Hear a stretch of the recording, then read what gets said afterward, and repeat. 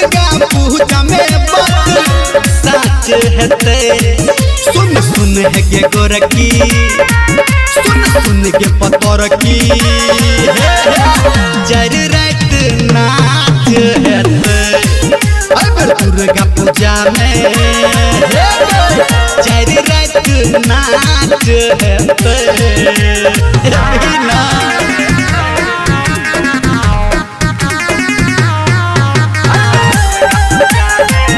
Music by Dilip सावरिया।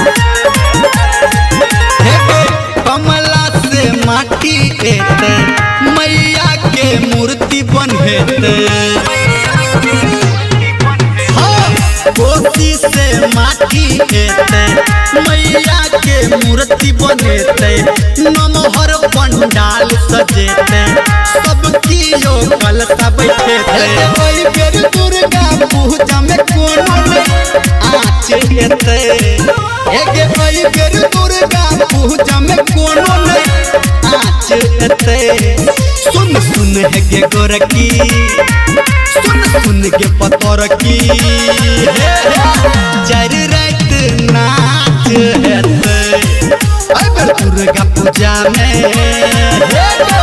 जर रात नाच हेते।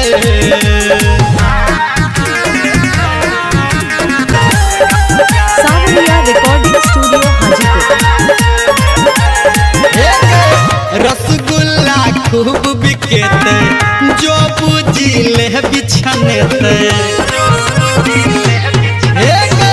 रसगुल्ला खूब बिकेते जो बुझिले बिछनेते।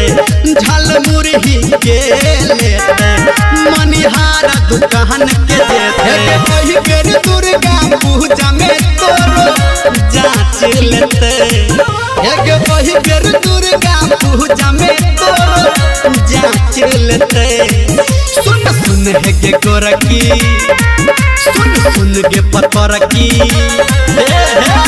जर रात नाच हेते। अब दुर्गा पूजा में जर रात नाच हेते। अब जी हैं बुढ़िया बिस्तर लग के।